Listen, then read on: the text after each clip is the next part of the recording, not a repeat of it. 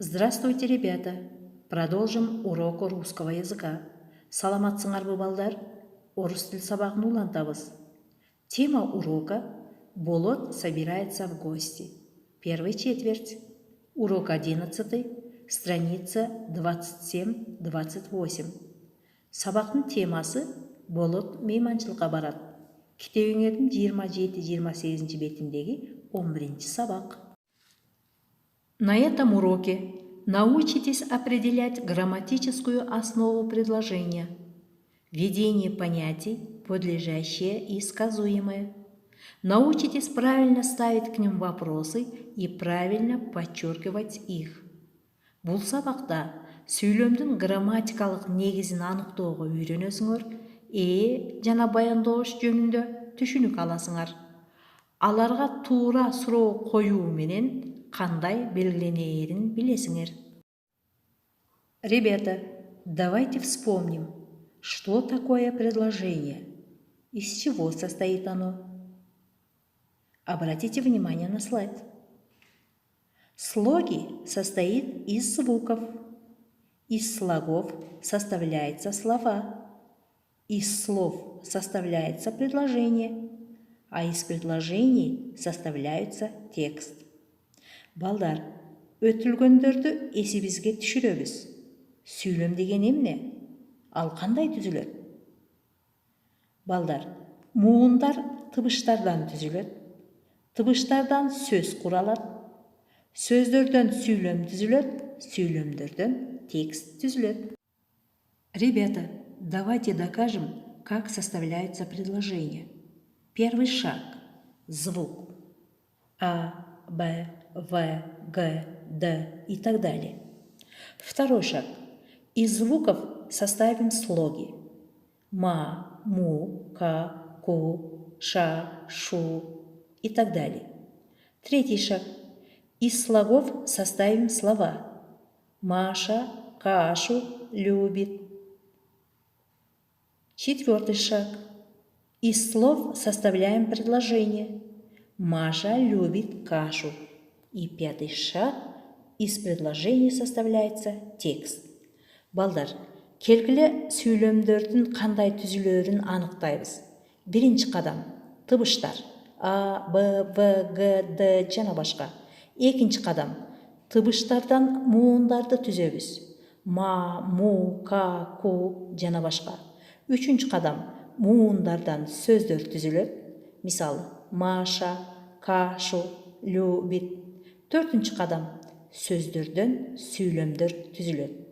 Мисалы, Маша любит кашу. Бешинчи кадам сүйлөмдөрдөн текст түзүлөт. Предложение – это слово или несколько слов, которые выражают законченную мысль. Например, мама звонит бабушке. Бүткөн айрым бир ойду билдирген сөз жана сөздөрдүн тизмеги сүйлөм деп аталат. Мисалы, эне чоң энеге чалды. Ребята, учим новые слова. Балдар, жаңы сөздүктөрдү үйрөнөбүз. Галоши, көлөч, сообщать, сообщить, билдирүү, звонить, позвонить, чалуу, прислать, присылать, жиберүү, рассказывать, рассказать, айту. Ребята, говорим правильно. Ответим на вопросы «кто» и «кому». Балдар, ким, кимге деген суроолорго туура жооп бергенди үйрөнөбүз. Кто? Я, ты, он, она. Кому? Мне, тебе, ему, ей. Ким? Мен, сен, ал. Кимге? Мага, сага, тегиге. Балдар, эсиңерге сактап калуучу нерсе, орус тилинин кыргыз тилинен айырмасы, ал деген сөз мужской роддо он, ему деп айтылса, женский роддо она, ей деп айтылат. Ребята, кого вы видите? Да, мы видим человека. Давайте назовем части тела человека. Балдар, сүрөттөн кимди көрүп турасыңар? Ооба, бул адам. Келгиле адамдын дене түзүлүштөрүн атайбыз. Голова – баш, волосы – чач, нос – мурун, уши – кулактар, глаза – көз, рот – ооз, руки – колдор, живот – ич, пальцы – манжалар, ноги – буттар, туловище – тулкубой. Ребята, вы убедились, что тело человека состоит из нескольких частей? Балдар, адамдын денеси бир канча бөлүктөрдөн туруп, бир бүтүн адамды түзөрүн көрдүңөр? Ребята, вы уже знаете, что такое предложение, и знаете, что предложение состоит из слов. Каждое слово – это член предложения. В предложении главные слова – главные члены предложения. Балдар, силер сүйлөм деген эмне экендигин жана сүйлөм сөздөрдөн түзүлөрүн билесиңер. Сүйлөмдөгү ар бир сөз бул сүйлөмдүн мүчөлөрү. Сүйлөмдөгү башкы сөздөр сүйлөмдүн баш мүчөлөрү. Главные члены предложения – это подлежащее и сказуемое. Подлежащее обозначает о ком или о чем говорится в предложении, отвечает на вопрос «кто, что». Сказуемое обозначает действие предмета, которое совершает подлежащее, отвечает на вопрос «что делал, что сделал». Сүйлөмдүн баш мүчөлөрү бул жана баяндоочу.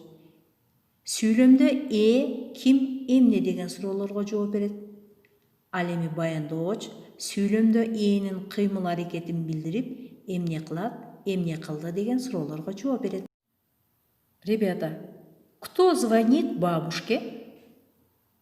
Мама звонит бабушке. Слово, которое в предложении отвечает на вопрос «кто, что», это подлежащее. Подлежащее подчеркивает одной чертой.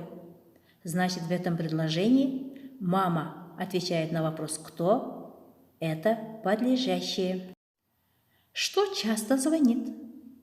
Телефон часто звонит. В этом предложении телефон – это подлежащее. Демек, балдар, сүйлөмдө ким эмне деген суроолорго жооп берген сөздөр деп аталат. Энин асты бир түз сызык менен сызылат. Ребята, что делает мама? Мама звонит бабушке. Слово, которое отвечает на вопросы «что делать», «что сделать», «что делает», это сказуемое. Сказуемое подчеркивает двумя чертами. Что делает телефон? Телефон часто звонит. Сүйлөмдө энин кыймыл аракетин билдирип, эмне кылды, эмне кылат, эмне кылып жатат деген суроолорго жооп берген сөз баяндооч болот. Баяндоочтун асты эки түз сызык менен сызылат. Ребята, составим на картинку предложения и разберем их. Мальчик бежит. Кто бежит? Мальчик. Что делает мальчик? Бежит. Слово «мальчик» – это подлежащее. Подчеркнули одной чертой. А слово «бежит» – это сказуемое. Подчеркнули двумя чертами. Бала чуркайт. Ким чуркайт? Бала. Бала эмне кылат? Чуркайт. Демек, бала сүйлөмдүн ээси, анын астын бир сызык менен белгиледик. Ал эми чуркайт бул сүйлөмдүн баяндоочу, анын астын эки сызык менен сыздык. Девочка поет. Девочка – это подлежащее, поет сказуемое. Кыз ырдайт. Кыз ырдайт баяндооч. Мальчик читает. Мальчик – подлежащее, читает сказуемое.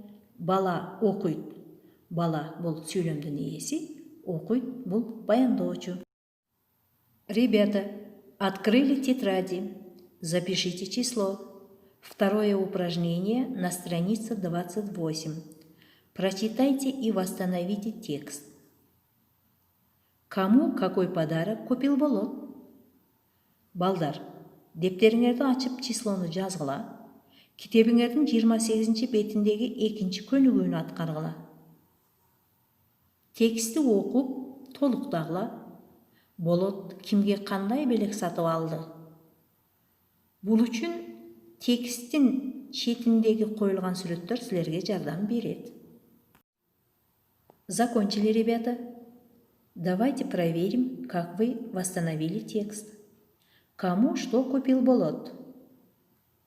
Бабушке теплую кофту, дедушке купил галоши, а другу купил футбольный мяч. Молодцы, ребята! Теперь перепишите в тетради 3 предложения в начале текста. Азаматсыңар балдар.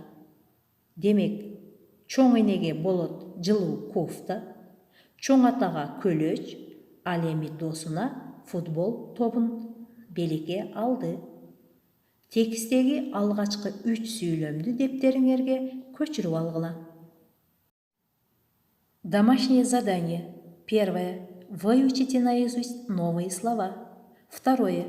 Запомните ответить на вопросы «кто», «кому». Третье. Закрепите знания о главных членах предложений. Четвертое. Первое упражнение на странице 27. Выполнить письменно по образцу. Үйгө тапшырма. Биринчи, жаңы сөздүктөрдү жаттап алгыла. Экинчи, кимге деген суроого туура жооп бергенди эстеп калгыла. Үчүнчү, сүйлөмдүн баш мүчөлөрү боюнча алган билимиңерди быжыктагыла. Төртүнчү, китебиңердин 27 бетиндеги биринчи көнүгүүнү жазуу жүзүндө аткаргыла. Урок окончен. Ребята, в дистанционном обучении будьте активными в WhatsApp-уроках. Спасибо всем за внимание. До свидания. Сабак соңуна чыкты, балдар. Аралыктан окутууда WhatsApp сабактарга активдүү катышкыла. Көңүл бурганыңар үчүн чоң рахмат. Саламатта болгула.